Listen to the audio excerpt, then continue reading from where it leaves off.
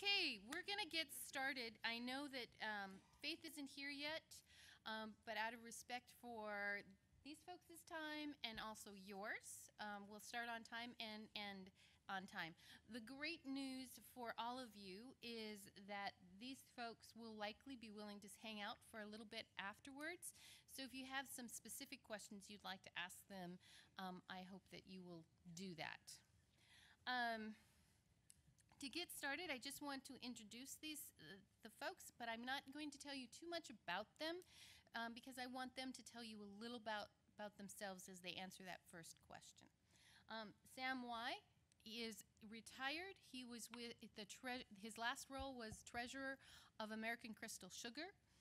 Deb Anderson is the CEO of Summers Manufacturing. She is now in a role transition from president to CEO. So that's an interesting time for her as well. Don Lallam is president and co-owner of Park Company Realtors. And Troy Kinser is chief operations officer of Moore Engineering. It's a civil engineering firm. So, some of you, I must apologize, didn't have a chance to create questions for tonight. So I hope you'll make up for it by asking them live questions tonight as they come up. And then, here they come, our favorite attendees tonight with Faith. So, all right, with that, let's start with the first question, which... Sam, you're going to have to answer this past tense. Okay. What made you passionate about your job, and what gave you drive to do your work and kept you motivated? But first, give like a 1-minute synopsis of your career. My last position was... Oh, hang on. Thank you. My last position was with American Crystal Sugar. I was the treasurer. Any one of you from a beet growing family? No? A little bit? Farming family? Well, I was with the company for a very long time, and I retired from it 2 years ago at 62. And what is unique about running a treasury function in a large corporation? A treasury function is like a bank because we deal with money in and money out. And I was responsible for the financing package, meaning all the funding has to be supported by financing institutions. And we had over a dozen lending institutions that supported the credit of the company, and ranging from coast-to-coast banks and some international banks. One interesting thing is that I got to live in Moorhead and had a Wall Street job. Our transactions are large enough, many of them are in the 100 million plus, and the entire financing package is about 600 million.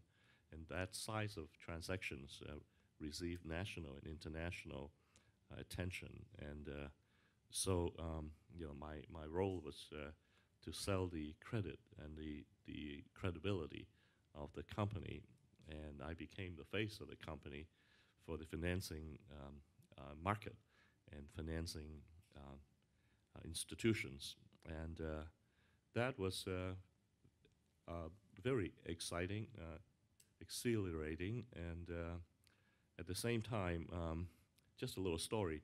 When I became treasurer, I was still in my late 20s, early 30s. My first day as treasurer, I had a $6 million overdraft.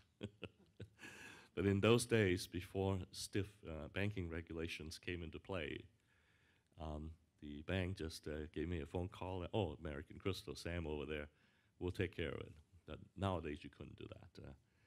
Because companies, A-rated companies, as we have come to know, go out of business overnight. And if the bank had not the intent to lend you $6 million and did, out of a weird circumstance, and if you actually got out of business, it would be a very serious event in the bank examiner's routine. So it's just the size of the transaction that made it a situation that I actually had a Wall Street job living in Moorhead, and the treasury function of the company is larger than many banks in our region. The receipts and the outgoing funds on a daily basis, and so that was tense and exciting, but that's all behind me now. So I've deleted most of it in my head. Okay, so you want to pass it to Deb? You have to repeat the question. I will. It's what makes you passionate about your job and gives you drive to do your work and has kept you motivated? I guess what makes me passionate. Okay, so first, Okay. describe your career in a Oh, minute. Oh, okay. Describe my career in a minute. All right. I come from a family-owned business. My dad started it in the 1960s, and all the children were included in that business at some point. Not all of us at the same time, but we all were in that business. After a stint in college, I came back and worked my way up through the ranks pretty much. Started in, things like data entry back then when we were first getting computers. The ticker tape. No, you don't know about the ticker tape.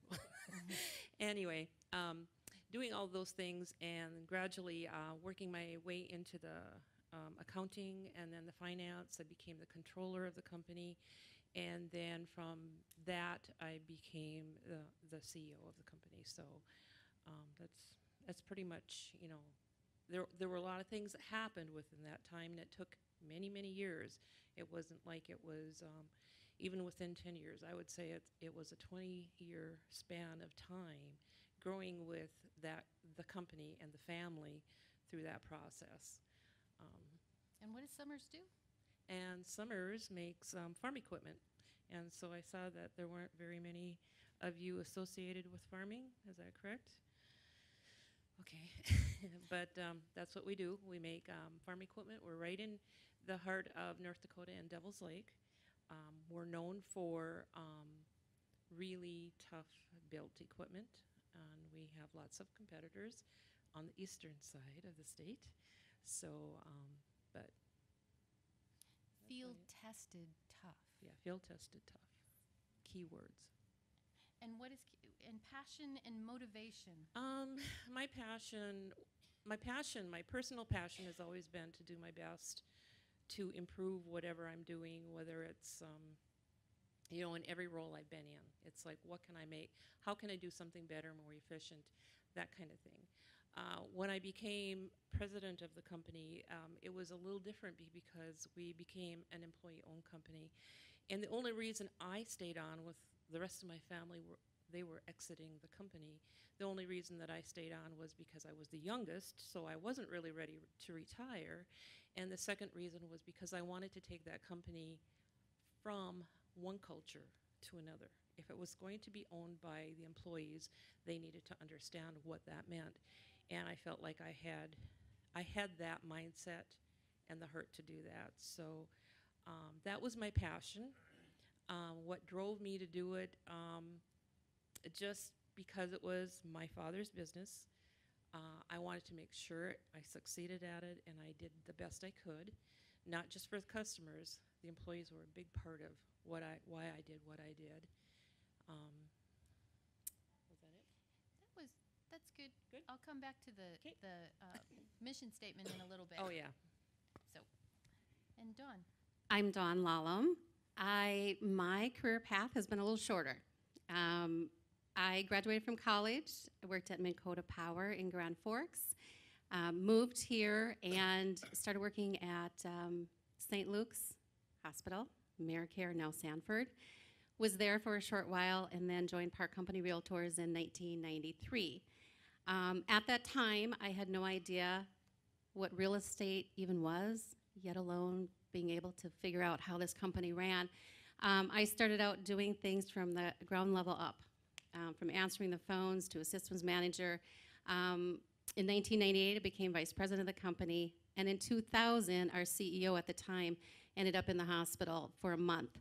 So I learned the hard way. Just jumped right in, and I had no idea what I was doing, but I was doing something. And so worked there, did that for quite a long time, and then purchased the company in 2012 with a business partner, and we've owned it since.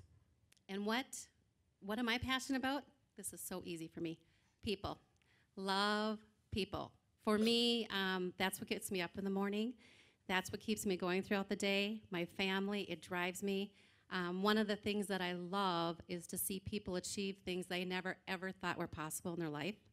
That is a big driver for me. So very motivated by helping other people grow.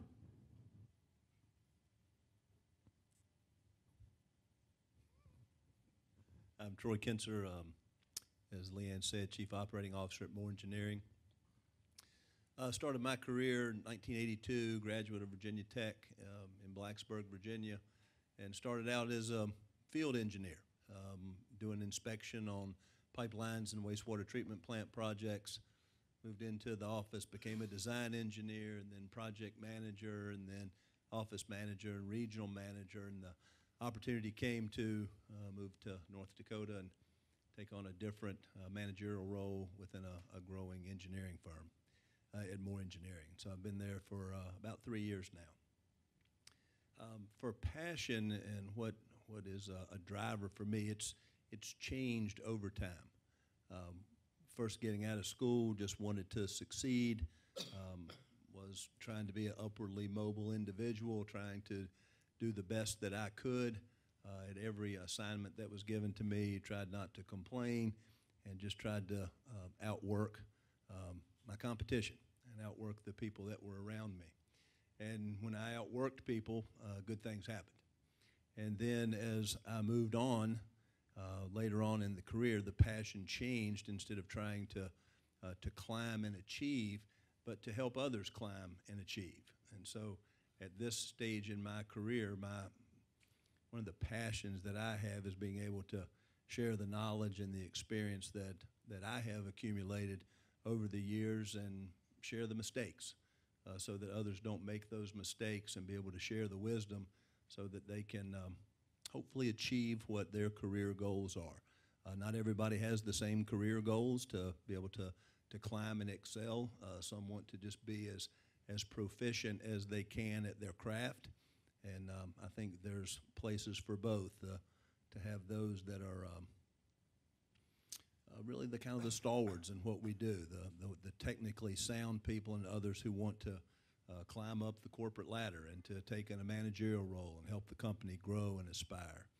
I'm passionate today about helping others to achieve their goals and to watch Moore Engineering become the company that we've set out in our vision plan to be, and be a regional player in the civil engineering market. So passions change over time. Family was a driver at one point in time. That was the motivator to keep working. And again, now it's helping others. So they got these questions in advance, and I know a couple of them need a little bit of thinking time, so that's why they got them in advance. And so, Deb, I know this is not going to be your favorite question, but I'm going to ask it anyway. How often have you faced ethical dilemmas in your work, and have you ever made the wrong choice? Well, I've been thinking a lot about what's ethical and what is not unethical since Leanne asked me to do this, and it all stems back to your values and what you feel is right. And this is such a difficult world, but I feel like in our company we had values. We established, I think as a leader, I established what I felt like should be, how you should behave and how you should not behave. And I did have some very difficult things that I had to do. Even with family members, I had to let my niece go because I felt like her behavior was unethical. It was, at work it was obstinate. It was different things like that. But outside of work, it was something that you wouldn't want brought, related to your company, put it that way. And it's really hard if you are in a family business to have to face something like that and do something that is that hard. And, it kind of cracked our family a little bit. There have been many, many others as well, not as hard as that one, but others that their behavior did not match the culture that I was trying to instill in the company, and they just had to go. So, Have you ever made a wrong choice? I probably have, and probably I made a wrong choice because I was expecting someone else to handle it, and they did not, and therefore we lost a very good person. And I blamed myself because I should have really stepped in and been more proactive in either making that supervisor, handle it better, or I should have done it myself. And so I have made wrong decisions. But the best thing you can do when you do that as a leader is admit it. Because you will not get respect if you don't say, look, this didn't go down right, and I take responsibility for it. People will respect you much more for it than if you don't say anything or point fingers at somebody else. So Troy, I'm going to skip over to you and ask you to answer that question, please. What was the question again? Have you ever faced, how often have you faced ethical dilemmas in your business, and have you ever made the wrong choice? Ethical dilemmas in the business, sure. I've been fortunate, though, that had the privilege to work for companies that had the same values that I had. And so if we can have culture and values that align, company values, culture that align with your personal values, you're not put in compromising positions where you've been asked to do something that you just know is wrong. Probably make a wrong choice daily. I don't think anybody out there is perfect. I look at the things that we do, the position that I'm in right now, the decisions that we make impact the company. For me to make decisions that are wrong, I try to temper that by seeking the guidance of others. I don't believe in operating in a vacuum. I believe that there is power in the collective, and I believe that we're stronger as a group when we can come together and discuss. And having said that, the decision rests with someone. A lot of times that decision rests with me, but I do try to seek counsel and input from others. The decisions are not ethical decisions that I've had to struggle with, other than one situation where we had a company that I worked with was acquired by a much larger company. It was a 650-person firm acquired by a 52,000-person worldwide organization. And when that happened, it changed the culture and dynamics of the organization. It was in 2008, and it was in a different part of the United States. And North Dakota was fortunate at that time that the ag economy and the energy economy were in perfect alignment. And so people on the East Coast that lost their jobs, they migrated here. I was on the East Coast at the time, and the company was going through a little tough time, and so they decided to be able to handle situation by starting to eliminate staff positions. And they started with our receptionist out front.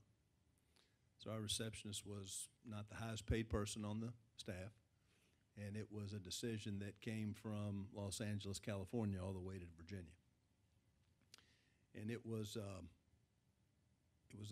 edict to me to be able to go to that individual and tell them that they no longer have a job.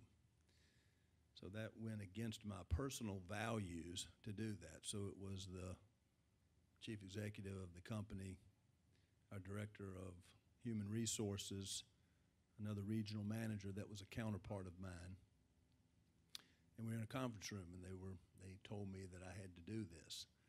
And it just went against my personal values that I said no. I said, I won't do that. That's not what we're about as an organization. That's not what we're about as a company. And to be able to try to balance our bottom line by cutting the lowest staff member that we had on here is the wrong thing to do without trying to make cuts and adjustments everywhere else. So I stood my ground there. Now, was that an ethical dilemma that I faced, or was that a personal value dilemma? I too struggle with the words that we use, and ethics to me is right or wrong. But I think it's where you set and what your own personal values that you were either have acquired or brought up with or were taught that frames your right or wrong. So was that a right or wrong decision from an ethical standpoint by the company? It wasn't. It was a way that they thought that it was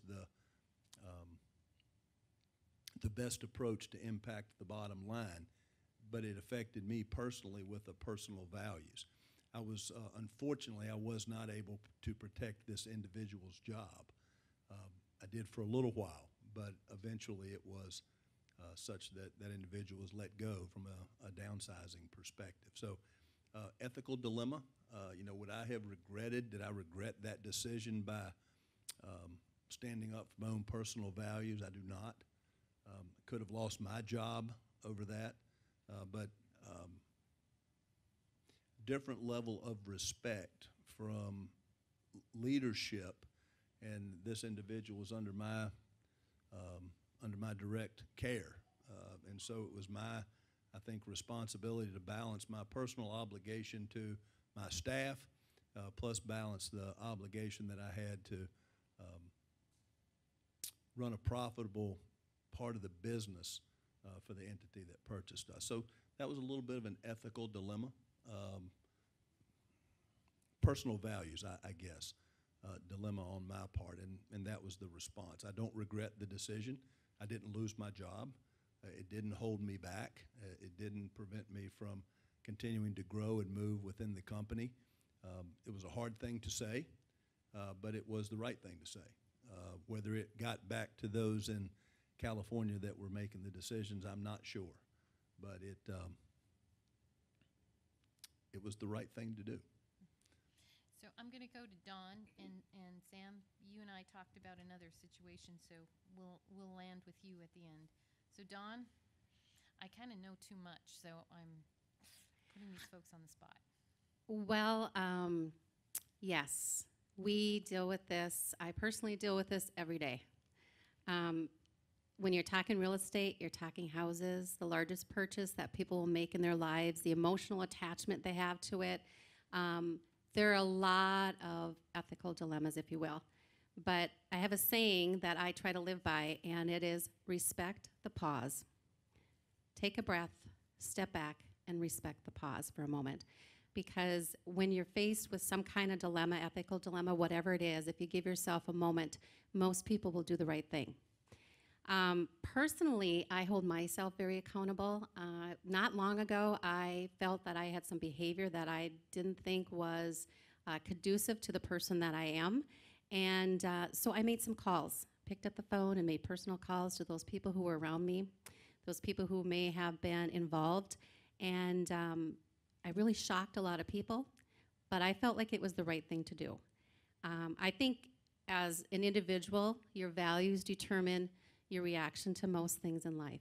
It really, truly is who you are to the core. So Sam,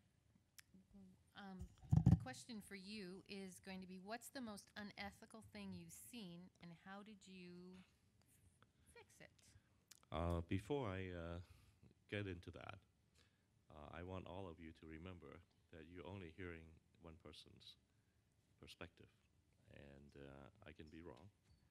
And we live in a country that there's presumption of innocence, and so take it as a fable, maybe, and not necessarily my version is the ultimate truth. But I'll try to stick to facts. I had a encounter in my mid-career, and I won't name any name or company, that involved a theft. I use that word, I think it's appropriate when a person is supposed to get X amount of money, in this case is about $500,000, and through a circumstances that 2 checks were issued to this person in a leadership position, and it was because of an incentive comp situation that needed to match with the contract. The contract needed to be updated, so we decided to issue a check that would be dated with the newer version of the contract.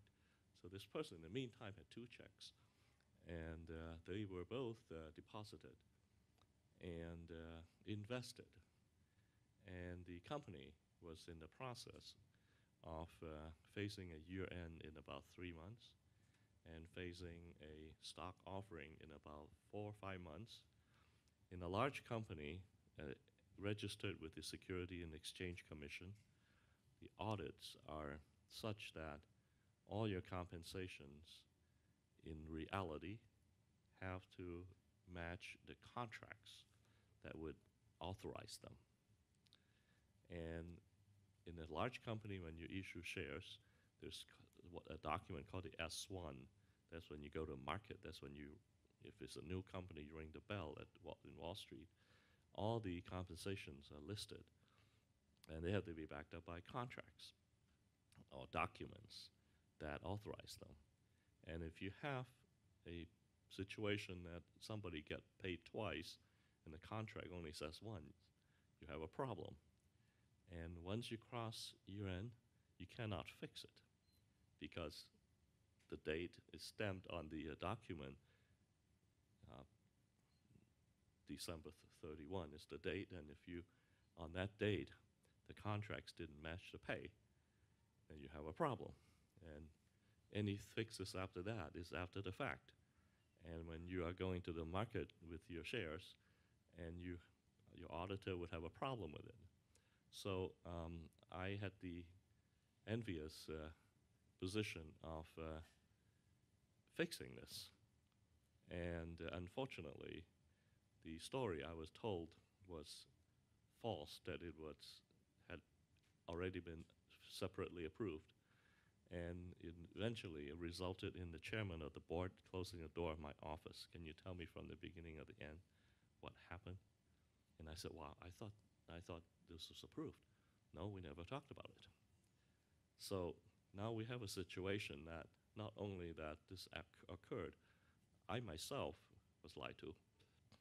And I, as an individual in the corporate world, I probably got as close to being fired, and actually not, as anybody could possibly be.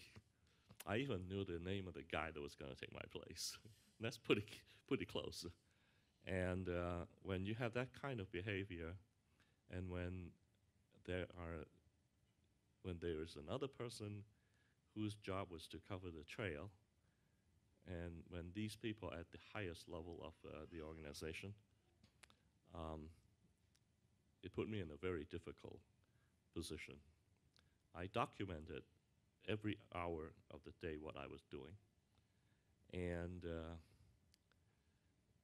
when you work for a company, all of you will, for sure, be unfairly treated at some time. It may be short duration. It may be a more fundamental, maybe more than just for a project that somebody beat you up that you shouldn't have been. Maybe more fundamental that someone feel that you should be out. In this country, we have a lot of law and regulation about sexual harassment, but there is no law about plain old harassment. And there are words that people use to try to get rid of you. And I will give you some example. You are not a team player. You are behind the times. You don't fit into the culture of this organization. Now, those things are so nebulous that no examples are actually necessarily given or can even be found. And those are things that actually mean something else, is that I want you to get the hell out of here, and I am the one that will determine that. And that's when people say those things to you, you be very careful what they really mean. And I ended up, we have a couple of young children. My wife and I had just started a major remodeling of the house, and I ended up telling my wife, do not buy anything that costs more or harder to move than a blender. A blender is not very expensive, very easy to move. And as it turned out, of course, the person eventually had to make good the day before the end of the fiscal year, not one day too soon. And so things sort of got put away and put back in shape. And I was pleased that some of the colleagues had come to me at that time and said that, Sam, you were the one that held the shop together during that very difficult time. And these people are either dead and gone now. And but I have seen a very serious infraction, and those were days before Enron. There was no whistleblower protection. There was no protection for somebody ganging up on you and getting rid of you. And now corporations, including the ones locally that you know about, have a third-party organization that would take calls, that would take email. If you have something that you have observed that's against the law, against practice, against questionable, you do not have to be exposed within the company. It's a third-party company that would take that call. And those were probably the most difficult things that I've had to do. I've had to fire people. I have to do all kinds of other things. But that's different from not only observing something like that, but people above you. And whatever intention that was, Leanne, if you ask me, do I regret, what have I regretted? Well, I'm not sure. I think I judge myself harsher than others. Others would have said that during that period I did very well. I would have said to myself that, hey, why didn't I go stronger on this? Why didn't I go sooner on this? I was still trying to fix it so that it would not be a problem. We still had a few weeks that we could fix this, and but it got fixed, and it was not easy for me after that until these players left the company within less than a year. And looking back, maybe I did something unknowingly that benefited the company, because after an event like that, even though this group of people did not get their just punishment, so to speak, or they get their hands slapped a little, but I think they themselves knew that after doing something like that, their future in the company is limited, and this group of people left in within a year. And the person that went from our company to another, that company, the first year, this is according to knowledge that I had, and it may or may not be true. The first year there was an inventory valuation issue that protected profit. The second year, in order to look good, the fiscal year end was changed. And then the third year went bankrupt.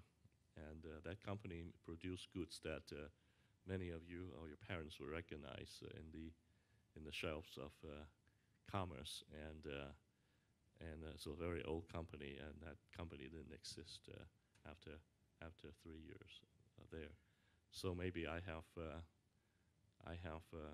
provided a little value that group didn't stick around.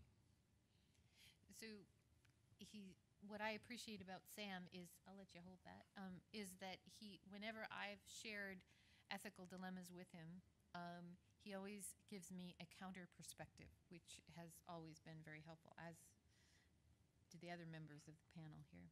So, before I move on to any more questions, what questions would you like to ask? And Faith is watching in the back of the room, so somebody from her class better ask a question. Anybody?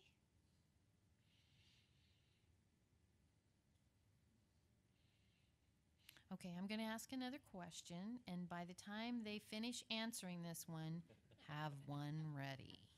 Okay, so y'all have talked a lot about values. So what values, personal and business-wise, do you have? So in other words, Troy, if we start with you, what are your personal values? And what are the company values, and how do they align? And then we're going to move this way. And if you want to talk about your mission statements, feel free to do that too.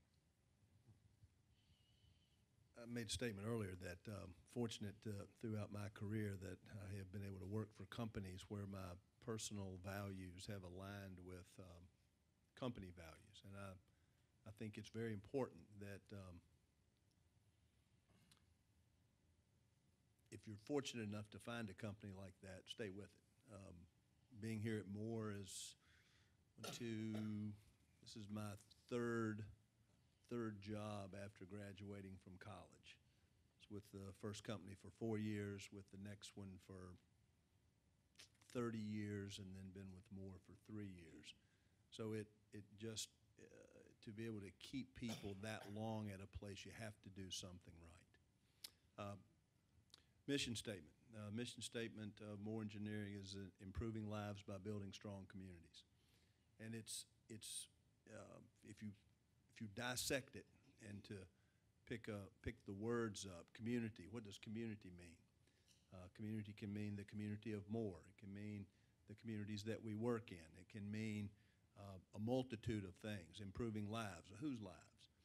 Is it the lives of the people that we work for? Is it the lives of the people that we employ? Is it the lives of, is it our families, what we do? So the words were chosen intentionally so that we can have a focus in what we do as a company with our mission. Is there ever a conflict with community? This can get into the ethical piece of what we're talking about, because it's hear the adage that the client and the customer is always right. Well, the customer is not always right. The customers may ask us to do things that violates our profession's code of ethics. They may ask us to do things that give them a recommendation that aligns with some ulterior motive or purpose that they have. Well, we won't violate the community of Moore Engineering by acquiescing to our clients' dictate that we give them answers that they want to hear. So it's, again, just within our mission statement, it can be an inherent conflict there. So values, respect, integrity, loyalty, kindness, and I'm missing one. Accountability. That's probably the first one I should have said in there. But so it's we went through a process. Leanne helped us through the process of refining our mission statement. It was so long that it was about 4 lines on a sheet of paper, and you ask people within the organization, what's your mission statement, and they just kind of fumbled through it. Right now, it just kind of rolls, improving lives by building strong communities. That's what we do. And And we went through the values proposition, so respect, accountability, loyalty, all those are kind of common in the business world, but the one that we added the last time was kindness. And if you look in the corporate world, I think that the a value of kindness, somebody Google it sometime, I think there would be a rare few that would have that in the values. But it speaks to the culture. Sam mentioned that if you don't fit with the culture, that it could be a sign of, hey, it's time for you to go. Well, sometimes if you don't fit with the culture, it is time for you to go. So if you don't treat people with those values within our organization, then you really don't align with us.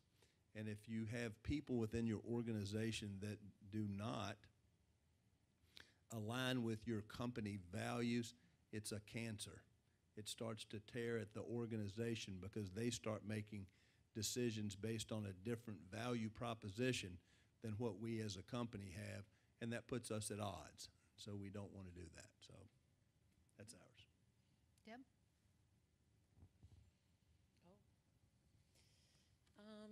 Okay, safe question. Mission, Mission. values, Mission and values. and how they Okay. align with your personal ones. Okay. I'll start with my personal values. My personal values have always been pretty much, a spiritual thing for me. It's treat others like you want to be treated, simply that. I mean, it doesn't matter if you're, and I would tell the group this, it doesn't matter if you're the CEO or if you're the guy that's sweeping the floor. Everybody has value, and everybody's a person, and you treat everybody with respect. And this is where, how I was trying to change the culture so that they would understand that treating people how you want to be treated is what's going to be the new norm. I guess maybe our mission statement, I'll talk about that a little bit. It started, we're a farm equipment company, okay? I'm not really excited about farm equipment, never have been. And a lot of times people would say, oh, it's really odd that you're the CEO of a farm equipment company and you don't know that much about farm equipment. I'm like, well, leadership really isn't about, the farm equipment. It's about the people, the company, the finances. It's such a big, broad thing. It doesn't mean I have to be the expert about the farm equipment itself. But when we looked at the mission statement, it didn't really move me either. It was, our mission is to build field-tested, tough farm equipment. I'm like, oh, okay, wow. That didn't resonate with me until Leon got with us and we started brainstorming, and we added on the end to help farmers feed and fuel the world. And that made all the difference to me, because I thought, okay, now we have a purpose. We're not just building farm equipment to get sales, to make profit. I don't want to be that company. I don't want to be that, the regular, we're just out for the money and type of thing. I wanted it to be purposeful. So when we talked about feeding and fueling the world, that made all the difference to me. So it kind of it's kind of a heart thing. Leanne also helped us work on our values, and I brought my pyramid. I was taking it out of the car, and she's naming them off already, she knows them. But on the bottom, we have what we felt was our foundation, and respect. Thank you, Dawn. Respect, integrity, and pride. We felt like if you could respect each other, if you had integrity and you're going to do what you say you're going to do and do it when it's supposed to be done, and if you can take pride in your work, those three things would lay a pretty good foundation for a company. I think we could pretty much get along. Then we added teamwork, because we're going to have to work with cross-functional departments. Sometimes that's hard in companies. It's like the welders against the painters, or the fabricators don't like the shippers, and all that kind of stuff. But you really want everybody to have a common goal and work together. And then we put family-oriented in there because we wanted them to feel like if they had something going on in their life, that somebody else in the company could step up and say, that's all right. You know, I can do your work for a short time while you go deal with whatever you have to deal with. Then on top of that, we put, and if we do all of those things, we'll have quality, innovation and technology, and at the very top, we want to be close to our customers. So that's the one we came up with, and I think it speaks to a lot of different things. Everything from, you know, we want to be technical in our products and everything that we use in our business, down to how we treat each other. So. So, Dawn, how about you? Our mission also was very old, dated, stale. Didn't really mean a lot to us. So Leanne came in and she helped us as well. And we answered our why. Why are we doing what we're doing? And so our mission statement now is Park Company Realtors brings life, energy, and excitement to the community that we love and call home. And it really states our why, what we're doing.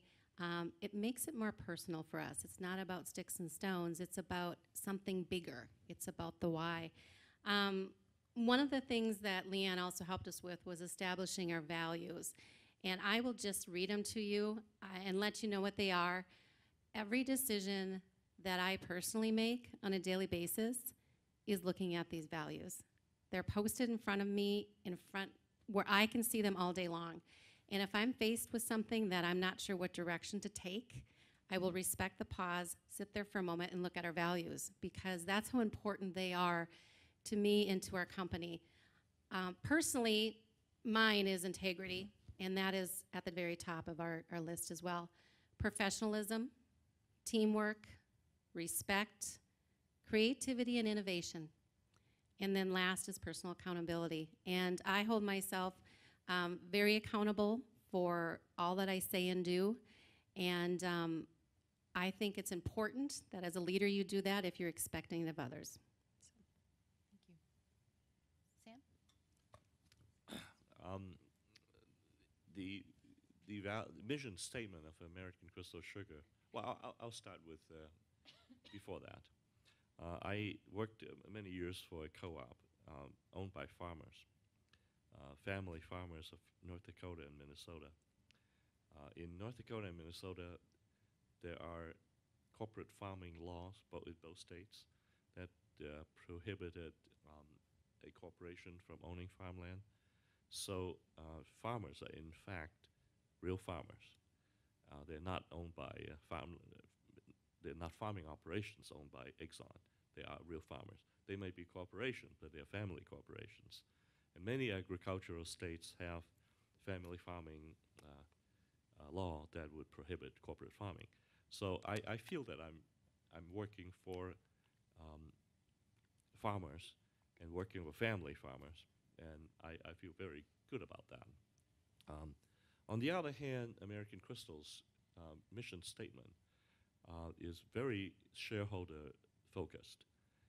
It's about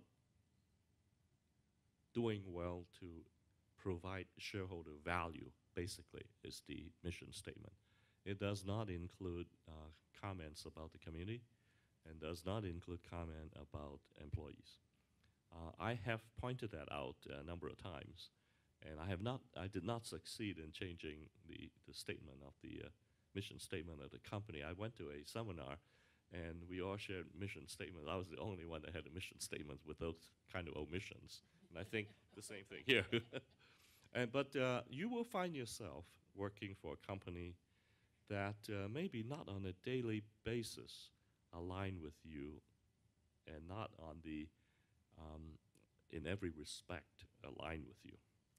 But that does not mean that you are on a daily basis selling out. I had a shop of more than a dozen people. I have people that I was responsible to.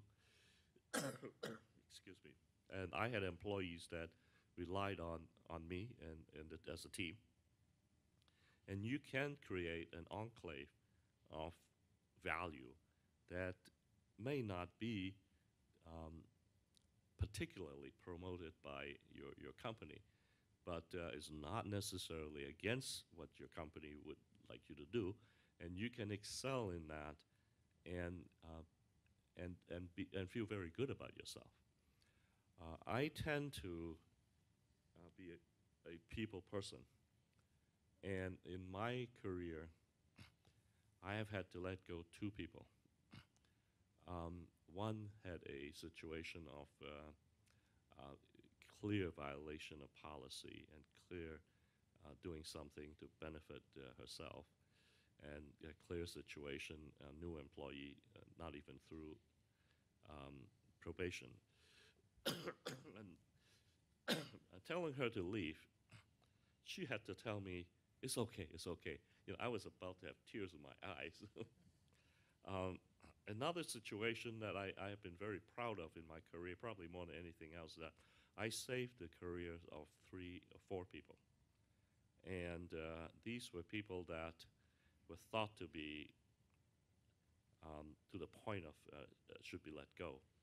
And in 4 of those 5 situations, I was able to redefine a job that they became very good at. And in almost all of those cases, people that wanted me to get rid of them had come back to me and said, "Well, you were right.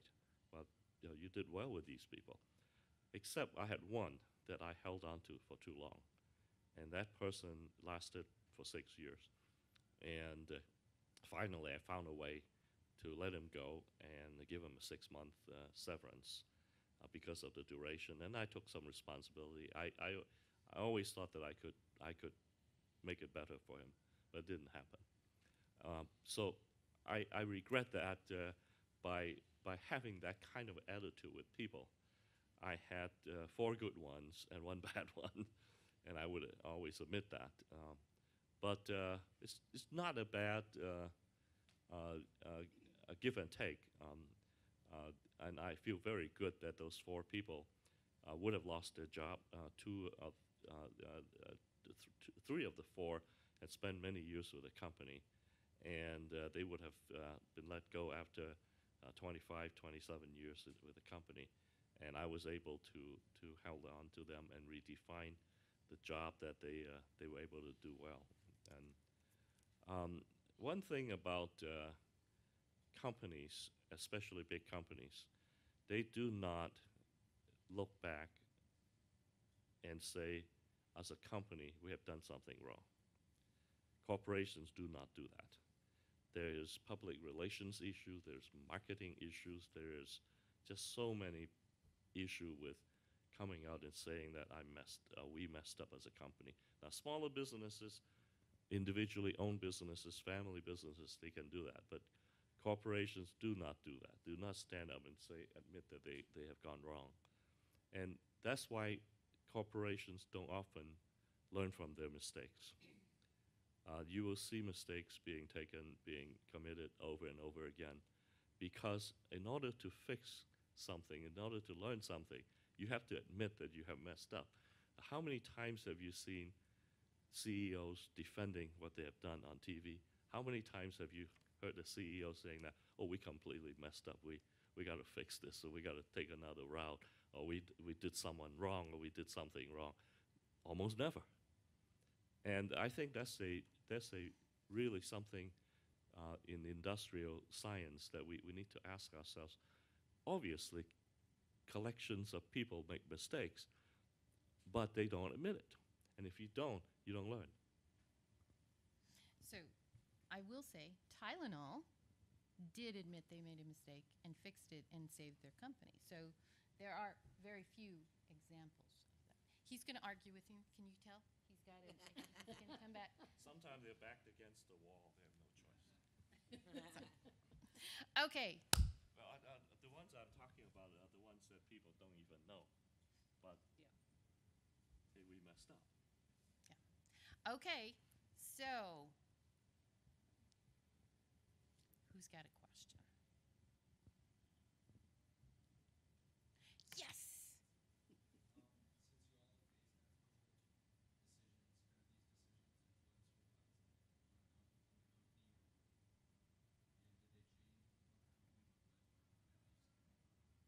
Okay.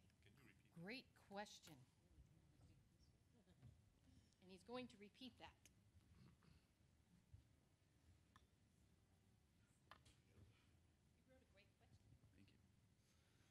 Since you all have faced ethical decisions, have these decisions influenced your thoughts on a company that you're working for, and did they change what the company looked like from a value standpoint?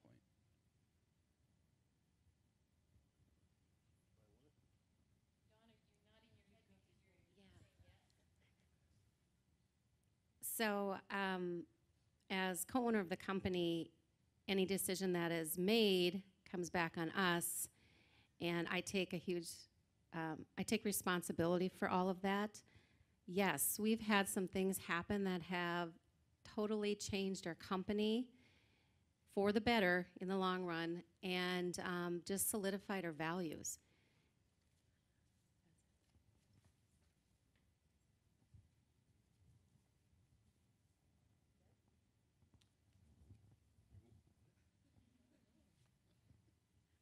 I'm not saying you have to, I'm just wondering if you do have something to add.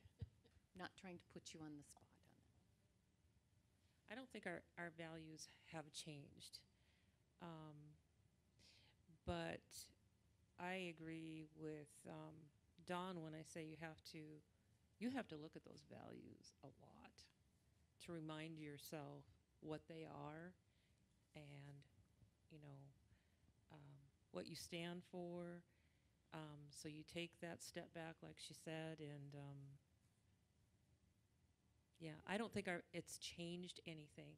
We've had lots of rocky times when something has happened, and we will call each other out on it and say, that doesn't line up with things, or someone will say, I'm not okay with that. I mean, it gets to that point, especially at the executive level, where you have to be open and say, that, that's going to violate something here. But it doesn't ever change the values. You kind of get back there, at least in a small business. I don't know. He's got a lot of experience on lots of bigger things. But. So, Deb, when you worked to change the culture, what did you change the culture from? Well, I would say the culture was a bit autocratic. My dad was the man at the top. And even with family, it was really hard to convince him of anything. And he made the final rule about everything. And it was that kind of thing that I kind of wanted to change, where more people could be involved and have a voice, have an opinion. Everybody from the top to the bottom. And that was my vision for changing it, and I believe we succeeded with that. I mean, it was just maybe 6 weeks ago when I heard that somebody in the paint department might be leaving to go work somewhere else, and the first thing I did was go down to the paint department and say, hey guys, what's up? And they're like, nah. People talk, but nobody's leaving. And it's that kind of culture that I felt like I know these guys, and it made such a difference. It was like I go out on the floor and it's, hi Deb, good morning, meet them at the time clock kind of thing. It's very cool.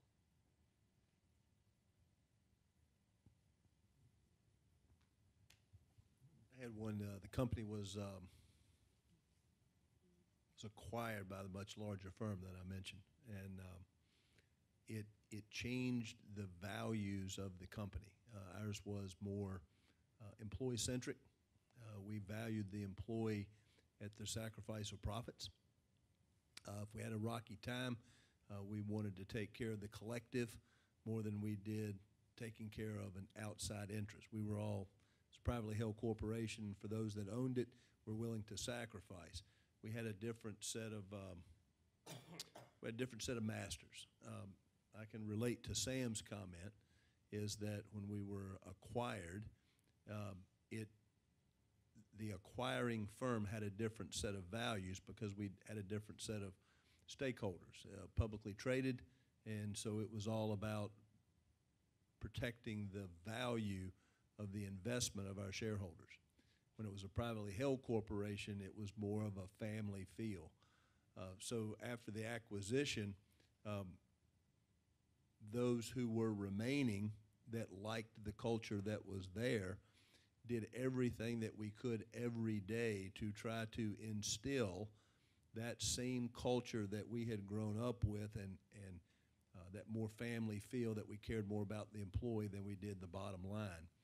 And we did everything that we could at the management level to try to shield the rest of the employee, the rest of the production staff, away from the pressures that were coming from above to cut costs to protect the share value so that investors wouldn't take their money. You understand it. You know, if you're investing in the stock market, in the marketplace, you rarely look behind the scenes to know what's going on. You just care about the dollar that's invested and the return on that dollar that's invested, and you have choices in the marketplace. And so if you're not getting the return with company A, you'll pull your money out and you'll go with company B. So I understand the motivation behind it, because we need to protect the value, we need to protect the investment. But it was every day that we worked as hard as we could to maintain that family business-like, that family feel within the business that we were running. And I think loyalty begets loyalty. When we were willing to sacrifice as a company on behalf of the employees, that loyalty came back. I think in some business circles today, that reciprocal loyalty is gone, employee to employer and vice versa. So we did everything that we could to protect that. So decisions that we made were to maintain values that we thought were under attack from the outside. Another question? Maybe I should answer this one too. You want to answer this one too? Okay. The question came from over there. Maybe I'll answer that question from the perspective of you in the very near future will become employees. If you are lucky enough to work for a family business, a smaller business, like the ones that the leaders to my left are leading, very conscious about value, very conscious about doing the right thing, then you will be very fortunate.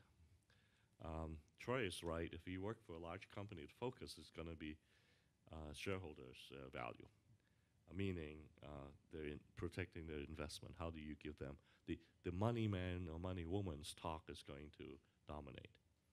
It's not going to be the nitty gritty. It's going to be how do I maintain the next quarter's statement? How do I maintain earnings per share? And those are going to be the focus.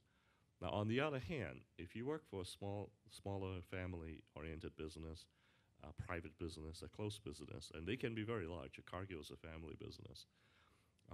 If they happen to hold the kind of value that is abhorrent to you, and if they have very cynical kind of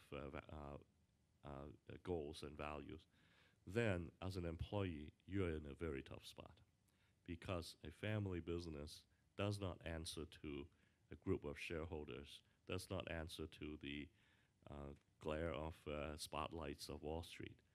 At least that's a public spotlight. And as a person working for a corporation, you have rules.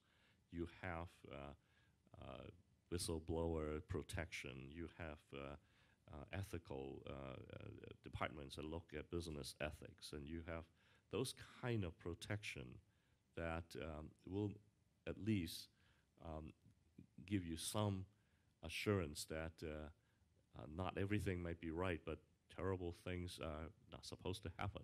But in a smaller business, if you work for people that grandmother began, and I own it today, now I get to do what I want. It's my thing, and I don't need to hear from you. I don't need your opinion.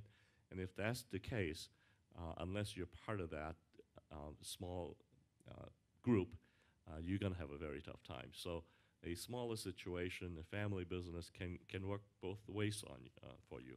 And I have worked for smaller businesses too.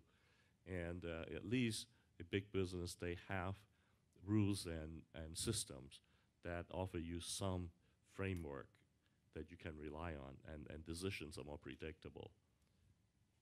Okay, I'm going to let you hold that. Sean? I was going to ask you guys, did you know your personal values when you entered into your careers? And if so, how have they changed over the course of your careers?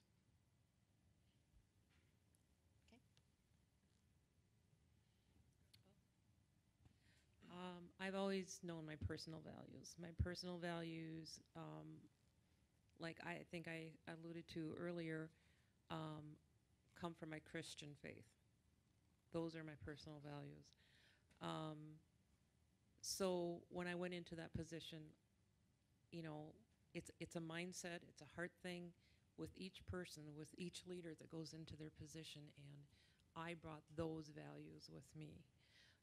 I don't feel like they changed. I'm not saying that I ever was not disappointed in people. I was a lot.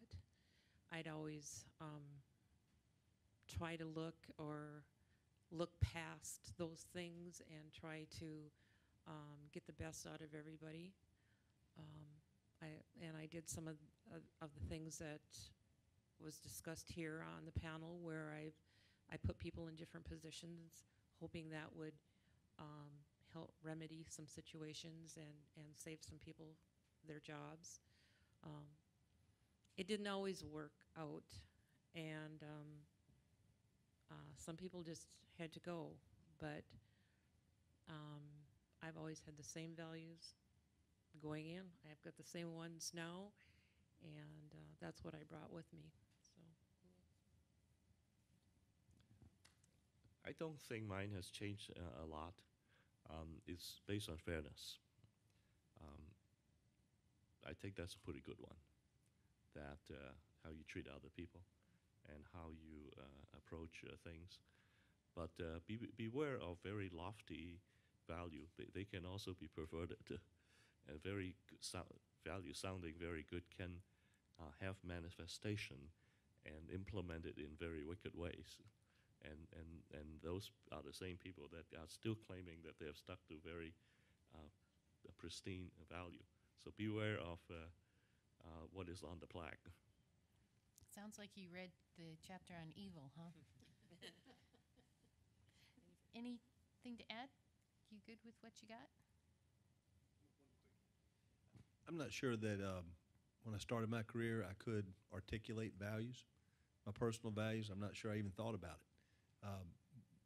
But I do agree that it was more inherent. I didn't learn them over time. But as I went further in the career, you had to start thinking about them. What were the values? And you had to be able to articulate it, because someone would ask the question. Then I started thinking about, again, the alignment with the people that I worked with and that worked for me. And I always wanted us to have the same type of values and the same type of attitude, because we just treated each other fairness, respect, held each other accountable, and it was just a good environment. But I think as I was starting out, if I was sitting in your chair and somebody would have asked me at your age and where you are, getting ready to start your careers, I couldn't have articulated what those values were. I just didn't think about it. I think we have those kinds of conversations more today than we did when I started my career. So, Sean's going to run the mic around to anybody who has other questions. Oh, right behind you, Sean. For those of us going into business, what advice do you have for us when facing ethical decisions or finding ourselves in an ethical dilemma? Take a step back, breathe, you'll do the right thing.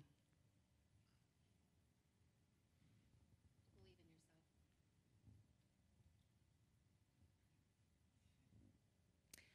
yourself. Well, you know, it's hard in every company because, you know, you want to do the right thing, and you should do the right thing. but you've got to do it the right way because, like Troy, he was talking about earlier, he could have lost his job.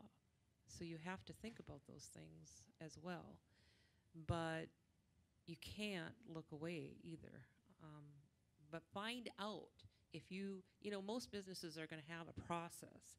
If you see something, you can do something. Okay, for example, in our company, we do have a third party that you can call. So we had our janitor was shredding paper. This is many years ago, okay, when we first had shredders. Somebody calls the fraud line and says, something's going on here because they're shredding paper. We were just shredding old paper, but I know. You don't have as much paper nowadays as we had. I mean, we printed gobs of paper. So we had to shred it. I mean, that was the only way we could get rid of it. But usually, just find out from the company that you're working with up front, what do I do if I ever encounter something like this? Because then you don't have to be afraid of the process. I'll answer your question in very specifically.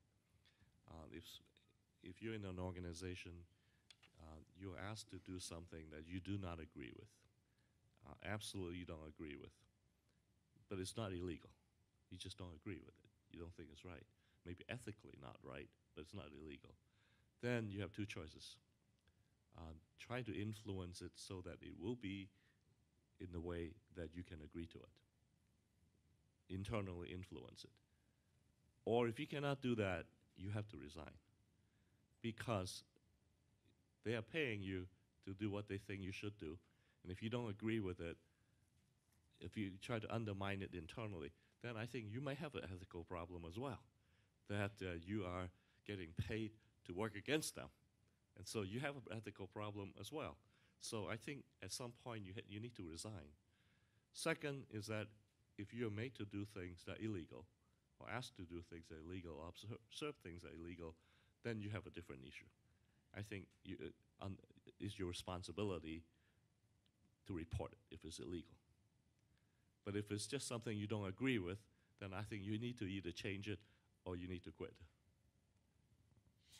One thing I will add is sometimes when you are asked to do something that you disagree with, identify why you disagree with it, and often it's something that if you shine the light of day on it, and it will be perceived negatively outside the organization, just by sharing that perspective can sometimes shift the direction, and they're willing to look at it. That's why I said internally change it. Right, internally change it, and that's one of the ways to do it. Okay, who has another, wait. Never be afraid to speak up. Okay, say that into the mic there, sir. I said, never be afraid to speak up. That you may say, well, gosh, I just started my career. Be thoughtful and respectful of the way that you challenge a decision or you challenge what you've been asked to do. But I know that throughout my career, and especially now, I value the input of others because I think we are much stronger as an organization when there is that willingness and freedom to speak up and to be able to change internal, whatever word you want to use.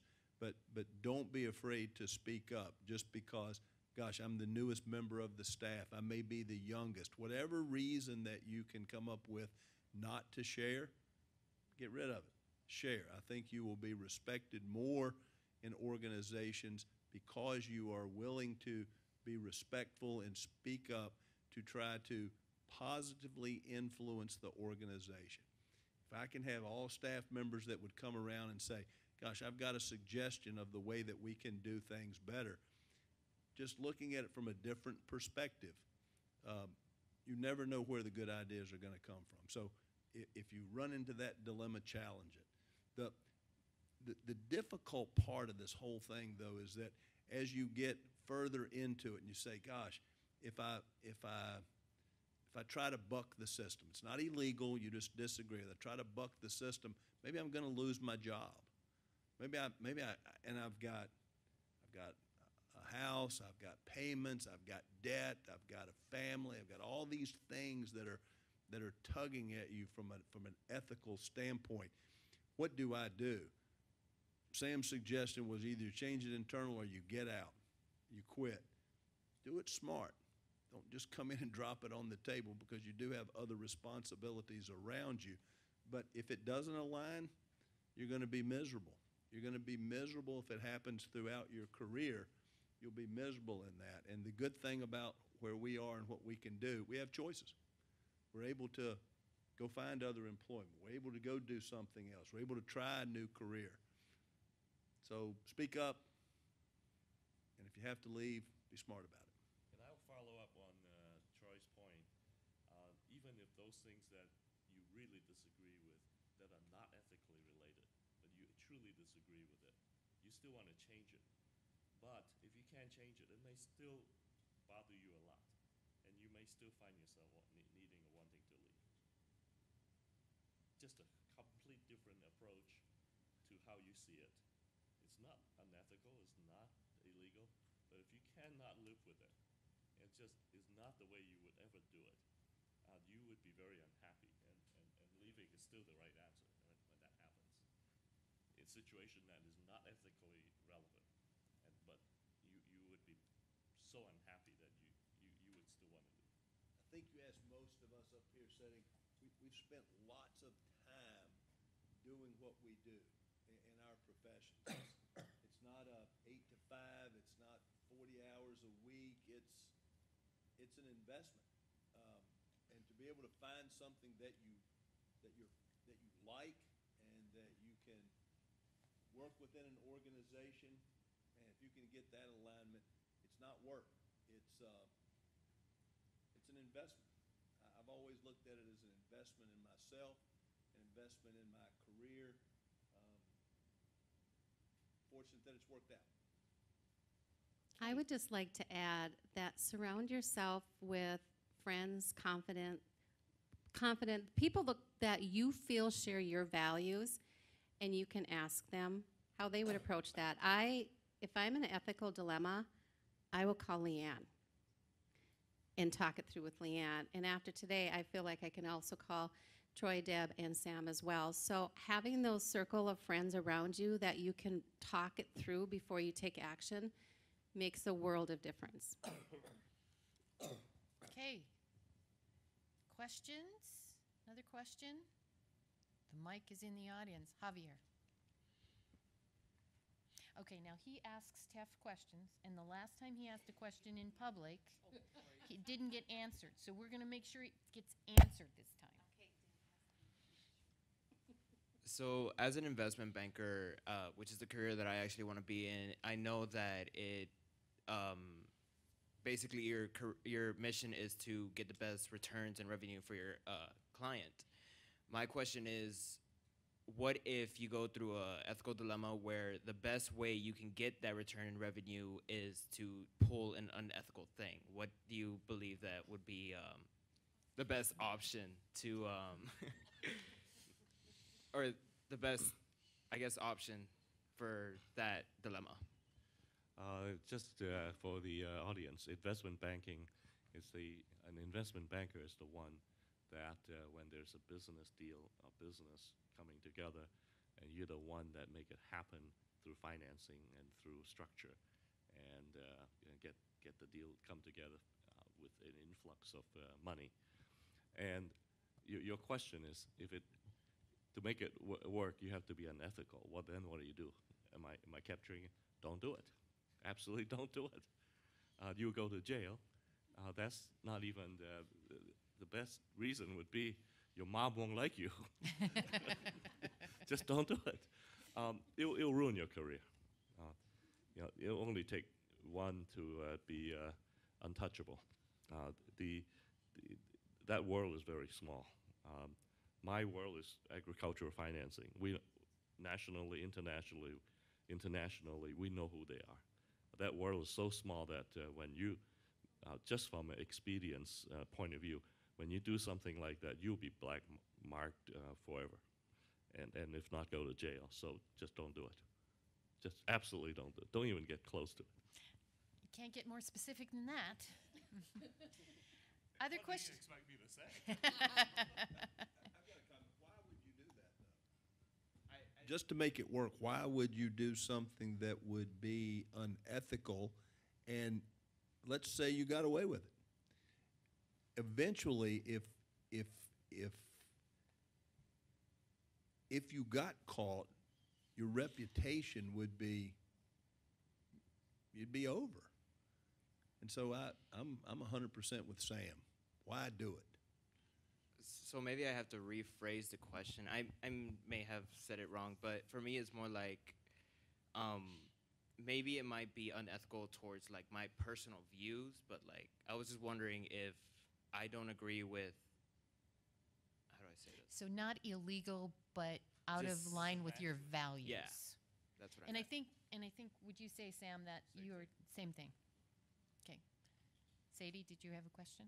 I do. Okay, so my question's for Dawn and Deb. I was wondering, were there any moments in your career where being a female gave you any disadvantages? Yes, many. I will say that in the real estate business, it was primarily men for many years, and women entered the scene. But women in leadership was a whole new level. And I'm relatively young for what I do. I'm 48 years old, and I've been with the company since 1993. Even having been at the company for nearly 25 years and working my way up, there's one thing I couldn't change, and that was being female. And as much as people want to say that that is not an obstacle, in today's world, unfortunately, it still is.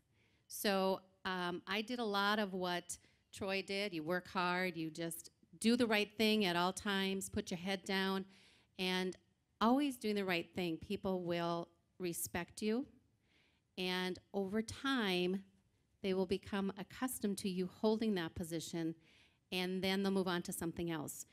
But I will tell you that it does present its own set of challenges. Well, I'm in the manufacturing world, so I work with 95% men. So, yeah, it's been a challenge, but even going back to when I was in just my family, it was a challenge. Because I had two older brothers who were, of course, promoted, got better pay, and of course, I was the youngest, so I'm like, okay, my day will come, my day will come. Well, it wasn't coming as fast as it did for them, and different things like that. So every position I had, I worked really hard. I took classes, extra classes. I tried to figure out what they would need before they would need it, especially in finance, and give it to them, and they would be like wowed with it. You have to kind of, if you're a female, start to wow them. It's like, wow, you know, that's great. She can do this or whatever. But I think that, here's what I think. I think the new generation of men are different. I really do. I don't think they see it that way. I think it's the older generation. Because I can work with the newer generation of guys, and they're like, big deal, you know. And All of them are different? Or Remember, she's hired them. yeah, that's true. I've hired a lot of them, and the ones, yeah, no, I don't know, all the ones I can relate to them almost even better than I can the older men, because I think they have a different outlook towards women. They don't look at me like you're a woman. They look at me like you're our leader. I think it's different. I don't know. Maybe I'm wrong, but that's the way I feel. Sadie, it looks like you have a question on your face. No, that Nope. answered it. Okay. Other questions? You can say a simple one.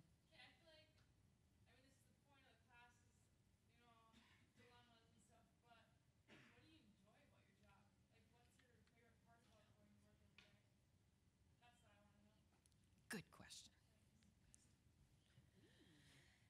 Sam. Yeah, you The retired guy. The when people ask me towards the end of it's close to retirement, when are you going to retire? I said, well, I'm one bad meeting from retirement. Your question about what do you like, sort of the brighter parts of job. I think latest studies have shown that people find their careers, unlike what you may think, a kid that has always wanted to be a fireman, and he becomes a fireman, and he loves his job. And you've always wanted to be an astronaut, you become an astronaut, you love your job. I have read that that's not how most people become happy with their jobs. Often it's not what they have always wanted to do, but situation occurs, happens, you fall into a certain area that you never thought you would go into or excel in, and you learn with your colleagues, and you become gradually better at it. And when you get better at it, that becomes a satisfaction, and then you search out other ways to be better at it, then gradually you become an expert. I know lawyers that are doing intellectual property law. When they went to law school, they never imagined that they would do that. When they get out of law school, they get hired by a firm. The person that this person becomes following happens to have that area of expertise. After a few years and a few projects, they themselves become very good at it. So you kind of gradually fall into a track that you become that becomes something you love. My job, same way. I never thought I would be a treasurer. I wanted to be a philosophy professor, or teach history. That's what I wanted to do, but I didn't do that. And gradually, I had a finance degree, and I joined a company, and I became good at it, and I was rewarded for it, and I found ways to be better. And all of a sudden, you're rewarded by your own excellence. And I think that is a very rewarding thing when you come home and say, wow, there's beauty in what I just put together today. Wow. Boy, I couldn't have said it better than that. But it's so true. You'll do something, and you might not think it's much, and somebody will come and say, you are really good at that, or that was great. And that's what makes the difference. So, and I agree.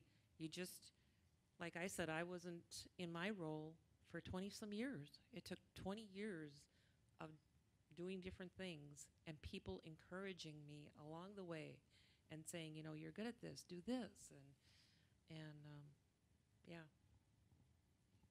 So is your question, what do we like about our jobs? Is that what you were asking? Yeah. Okay.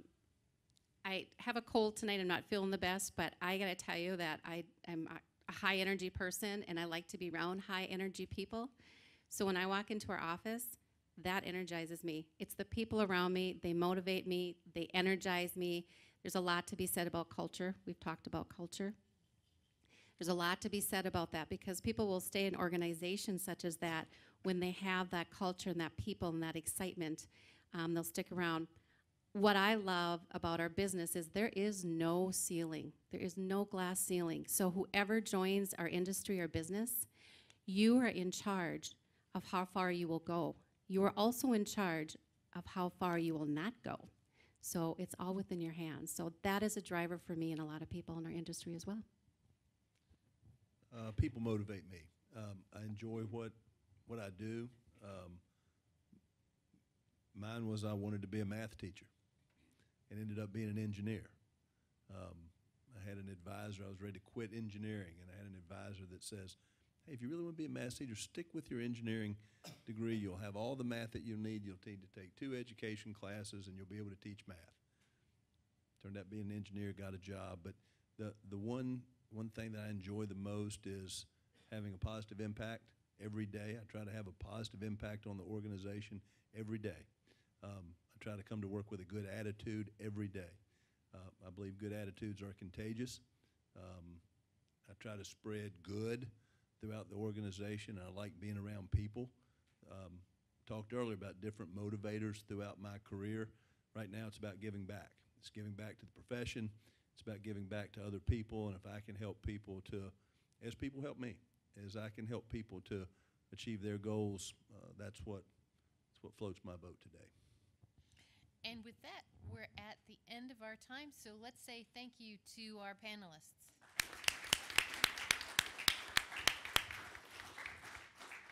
Thank you all for being here, and they'll hang around for a little bit if you have some questions for them.